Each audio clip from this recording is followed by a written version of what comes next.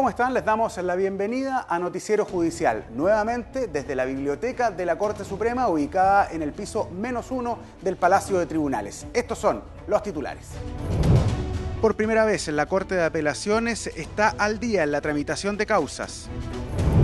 Niños y niñas en tribunales es el tema del cuarto programa Hablemos de Justicia. Crimen que remeció hace 68 años a la población de San Felipe es el fallo histórico de esta semana. La Corte de Apelaciones de Santiago por primera vez en la historia está al día en la tramitación de sus causas. Su presidente, Mauricio Silva, conversó sobre los métodos que se han utilizado para lograr esta gran noticia para la eficiencia del Poder Judicial. En casi 200 años de historia, la Corte de Apelaciones de Santiago nunca había estado al día en las causas hasta este 2015. Este año será recordado como el primero en que los procesos ingresan a tabla en menos de 2 meses. Lo que se cuestionó a nivel de nuestro procedimiento y nuestro proceso judicial era centralmente la tardanza que existía en lo que era la resolución de casos. Entonces, el hecho de que hoy día efectivamente las cortes estén al día en lo que es las tablas para lo que son las causas, ¿cierto? La verdad que es un hecho importantísimo. Relator de la Corte de Apelaciones desde 1982 y ministro desde 2002, Mauricio Silva asumió la presidencia del Tribunal de Alzada en marzo de 2014 con el objetivo de terminar con las tardanzas en los casos, retrasos que llegaban a más de un año. Lo que había que hacer era acortar la brecha que había entre el ingreso, la fecha de ingreso y la fecha en que empezaban a figurar en tabla. Porque cuando figuran en tabla, la causa empieza a tener posibilidad de verse. Y verse significa ser conocida. Y ser conocida significa que la Corte, al conocerla, al conocer lo que, digamos, el litigio de las partes, va a poder resolverlo. Con una carga del 70% de causas a nivel país, los principales retrasos en la Corte de Apelaciones de Santiago ocurrían en los litigios civiles. Un problema que tuvo solución con una nueva sala, la 12ª creada en 2013. Esta se dedicó exclusivamente a resolver las causas que se encontraban retrasadas, asistida por la 11ª sala que mezcló los temas tributarios y aduaneros con los civiles. Las cifras fueron... ¿Qué le digo? Las cifras fueron, decir muy bueno es casi poco. ¿Ah? ¿Por qué? Porque la cantidad que se fallaba era una cantidad que superaba prácticamente casi el ingreso. A esto se sumó que ya casi no hay las llamadas causas agregadas, que en el antiguo sistema penal eran puestas primero en tabla debido a su urgencia, retrasando los otros procesos. La verdad es que la cantidad de causas agregadas que producía el sistema criminal antiguo era muy grande. 10, 15 causas agregadas. A veces eran las 10 o 11 de la mañana y las salas estábamos con las agregadas. Entonces se entraba menos a la tabla. También eso implica un tipo de motivo de por qué no se avanzaba tanto en los tiempos antiguos. Pero con la entrada en acción de estas medidas comenzaron a disminuir los meses de retraso que acumulaba la Corte de Apelaciones de Santiago. Estábamos entonces a un mes con los artículos, a 4 meses y medio, en el mes de agosto. En septiembre esto ya empezó a descender y fue descendiendo casi por mes, 3 meses y medio. ¿Ya? Llegó diciembre, estábamos a un mes y medio. Llegó enero, estábamos de una semana a otra. Para los docentes, el hecho de que la Corte de Apelaciones de Santiago esté al día marca un precedente a futuro. El mensaje, en primer lugar, para la comunidad es súper relevante porque efectivamente da mayor credibilidad en la materialización de justicia, da credibilidad en que la justicia sea a tiempo, sea oportuna y por otro lado coloca parámetros para el mismo Poder Judicial para establecer niveles de autoexigencia. Para el presidente de la Corte de Apelaciones este logro tiene una fórmula de trabajo que ha sido clave. Ha sido un trabajo duro, pero ha sido un trabajo compartido. Cuando el trabajo es compartido es menos duro. Se espera que el estado actual de las causas siga con una mínima demora entregando una justicia oportuna a la ciudadanía. Seguimos en la Biblioteca de la Corte Suprema. Fíjese que el año 2010 se implementó la digitalización de los libros en este lugar, llegando a editarse incluso 3.000 páginas al día. Ahora les vamos a hablar de una nueva cápsula ciudadana. Existen procedimientos para que un arrendatario cobre su dinero cuando no se lo han pagado. ¿Cómo se puede realizar una demanda por deuda de arriendo? En la siguiente cápsula se lo respondemos. ¿Qué hago yo si no me pagan el arriendo? Si el propietario de una vivienda no recibe el pago del arriendo, la ley le da derecho a realizar un juicio. La demanda debe ser presentada en los juzgados civiles. El juicio es verbal y debe ser rápido. La primera audiencia se realiza en un máximo de 5 días hábiles después de la notificación. En esta instancia, el juez puede instar a las partes a un avenimiento. Si no se logra, comienza la presentación de pruebas. Si el arrendatario no puede probar el pago del arriendo, se debe realizar una nueva audiencia 5 días después. Luego, en un máximo de 10 días, el juez dicta sentencia. Si el costo del arriendo es menor a 4 UTM, no es necesario presentar abogado para el juicio. Que los menores de edad deban enfrentar procesos judiciales es una de las aristas más delicadas en las causas que se presentan en tribunales. En nuestro programa Hablemos de Justicia se analizó el tema y lo que falta por mejorar en resguardar a niñas y niños que son parte de procesos. Los niños en tribunales de justicia es el tema que abordó el cuarto programa del Poder Judicial Hablemos de Justicia. Un panel compuesto por magistradas más un abogado experto analizó la delicada situación de los menores al tener que enfrentar causas. Lo que le toca vivir a un niño que va a tribunales, hay que decirlo, es espantoso. Es la segunda patada, como digo yo, que de repente suena como... la primera fue lo que le pasó y la segunda es lo que viene al enfrentarnos a los jueces. Una de las reclamaciones que hacen los niños del Consejo, que los jueces sean más cálidos, que se pongan un poco más en su lugar, que sean más empáticos, y ese es un tremendo desafío para quienes tomamos decisiones respecto a los niños. Entre los panelistas hubo acuerdo en que falta mejorar la normativa para garantizar los derechos a menores. Tanto el legislativo como el ejecutivo están al debe, efectivamente, en la formulación de una legislación que dé cuenta de un Estado que se toma en serio los derechos del niño a la altura del 2015, ¿no? En un mes más, el Comité de Derechos del Niño va a escuchar el informe que Chile le va a presentar del Estado actual y me parece que uno de los temas que le va a reprochar es justamente este déficit normativo. Los expertos coincidieron en que falta capacitación al personal que debe tratar con menores en los tribunales. No se trata solo de un lugar, sino que de una forma de abordar al niño. Y desde ese punto de vista, la forma de abordarlo es algo que nos tienen que enseñar otras personas, que son los psicólogos en el fondo. Y trabajamos con una psicóloga que capacita a los tribunales para una forma de abordaje y un tipo de toma de declaración muy específica, muy particular, y que de alguna forma libera al niño de una buena parte de la tensión que genera una revictimización.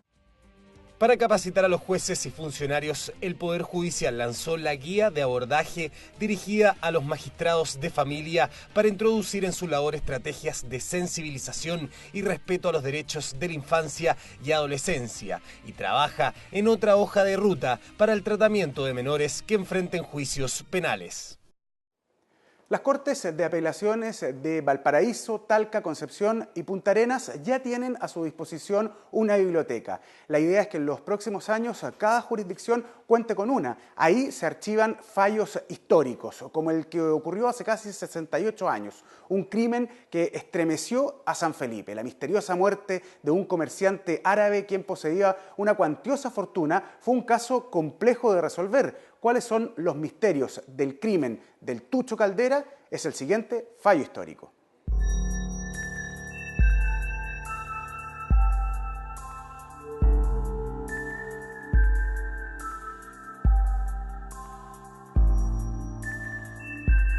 Este es Alberto Hipómenes Caldera, un carnicero de San Felipe conocido en la zona por haber cumplido una condena por robo de ganado.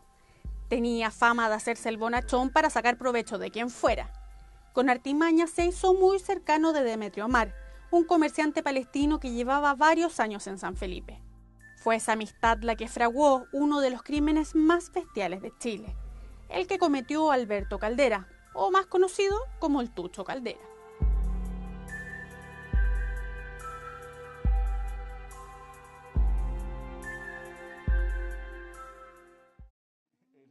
el 11 de mayo de 1947 Demetrio Amar no llegó a abrir su local.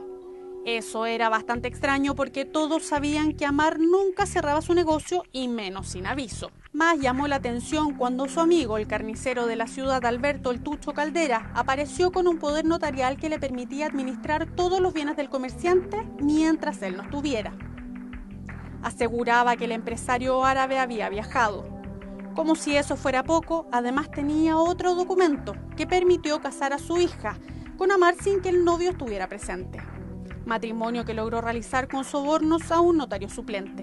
Todo era muy extraño, más aún porque Demetrio Amar no sabía ni leer ni escribir en español. En este caso su patrón firmó, obviamente por la confianza que ellos tenían, y él le explica que que tiene que firmar 2 documentos, porque son documentos que los cuales es de una plata que ellos tenían que pagarle a alguien. O sea, en realidad era parte de un negocio que él dijo, oiga jefe, no se preocupe, estos son unos dineros que nosotros adeudamos. Así que él firmó. Pasaban los días y del paradero del comerciante nada. La familia de Demetrio Amar decidió poner una denuncia por presunta desgracia. Con el paso de los días y por la lentitud de los hallazgos, fue necesario enviar desde Santiago un grupo especial para descubrir lo que realmente había pasado. Como principal sospechoso fue detenido el Tucho. La tesis de un homicidio comenzó a tomar fuerza cuando se encontraron restos de sangre en el domicilio del comerciante árabe. La Corte de Apelaciones de Valparaíso decidió nombrar al ministro de ese tribunal, Marco Aurelio Vargas, para realizar las indagaciones. Con lo mediático que había sido en este caso la desaparición de don Demetrio Amar, fue que llevó a que el abogado insistiera, en este caso, solicitase a la Corte Suprema la designación de un ministro en visita, quien se constituyó en el lugar y fue quien empezó ya a realizar diligencias investigativas, en este caso con la Policía de Investigaciones de ese entonces de San Felipe. Lo que hicieron fue obviamente tomar declaraciones a las personas que estaban involucradas en estos hechos, dejando como última pieza entrevistar al señor Caldera. Aquí fue clave, en este caso, en este punto, en que los policías decidieron partir con la persona con la cual consideraban que podría ser, comillas, el eslabón más débil de todo este puzzle. En este caso que fue el notario público ante los cuales se firmaron los primeros 2 documentos. Luego de casi un mes el Tucho Caldera confiesa. Por ambición y para tapar las ilegalidades que cometió, con un martillo dio muerte a Amar. Dejó el cadáver en el mismo lugar del crimen y con una frialdad poco conocida se fue a almorzar. Luego, haciendo uso de sus conocimientos, lo descuartizó. En este caso lo que dice es que fue su hermano, el hermano de don Demetrio, en este caso Salvador Amar, quien habría sido quien había cometido el homicidio. Y Tucho Caldera relata que Salvador Amar le explica, tú con la confianza que tienes con mi hermano, va a ser fácil para ti poder sacarle una firma de 2 documentos. Uno, para que tú te puedas encargar y hacer el administrador de los dineros de él, y segundo, para que le sacas una firma para poder realizar un trámite de un matrimonio en el cual casemos a mi hermano con mi hija. El 22 de marzo de 1949 es condenado a la pena de muerte. Un año después, en la madrugada del 6 de octubre, se cumplió la sentencia y el Tucho Caldera fue fusilado en la penitenciaría de Santiago. Los queremos invitar a seguir revisando fallos y otras informaciones desde el Poder Judicial en el siguiente bloque de contingencia. Con el corte de cinta realizado por el presidente de la Corte Suprema, ministro Sergio Muñoz, y el presidente de la Corte de Apelaciones de Santiago, Mauricio Silva, se inauguró oficialmente la nueva plazoleta de los Tribunales Civiles de Santiago. Este edificio está llamado a constituirse en el que va a cobijar toda la justicia civil de Santiago, pre-reforma, es decir, estamos tratando de dar una justicia más cercana a la gente y también a los funcionarios. Estos pequeños espacios, estos pequeños gestos contribuyen a ello. Y ese espacio que se ha recuperado, como ustedes lo pueden ver, sirve para que se haga que sirva de posibilidad de sociabilizar, como decíamos antes, y también es una posibilidad de encuentro en los momentos en que hay descanso, ya para los jueces, para los funcionarios y también para los usuarios. 28 millones de pesos fue la inversión en la construcción de estas nuevas dependencias y áreas de servicio para los 30 tribunales civiles que funcionan en el inmueble. A esto se suman otras iniciativas como la instalación de un jardín vertical y las mejoras en la infraestructura del edificio. La jueza Jasna Pavlich Núñez juró como ministra de la Corte de Apelaciones de Antofagasta. La ceremonia estuvo encabezada por el presidente del Tribunal de Alzada, ministro Dinko Franulich. La autoridad egresó de la Universidad de Chile y en el año 1991 ingresó al Poder Judicial. Se ha desempeñado en la ciudad de Copiapó como secretaria del Juzgado de Letras de Menores, relatora de la Corte de Apelaciones, jueza del Cuarto Juzgado de Letras y como jueza de familia. Los nuevos abogados integrantes de la Corte Suprema ya fueron designados. El máximo tribunal del país recibió la nómina enviada por el Poder Ejecutivo.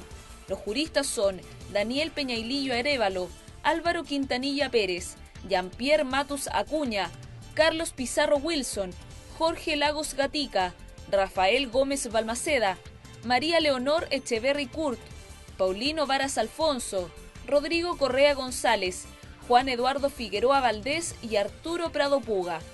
Los abogados deberán prestar juramento y ejercerán sus funciones en el trienio de marzo de 2015 a marzo de 2018. Y así termina la presente edición de Noticiero Judicial. Como siempre, les agradecemos que nos hayan acompañado y la invitación es a que sigamos comunicándonos a través de las diferentes plataformas web del Poder Judicial.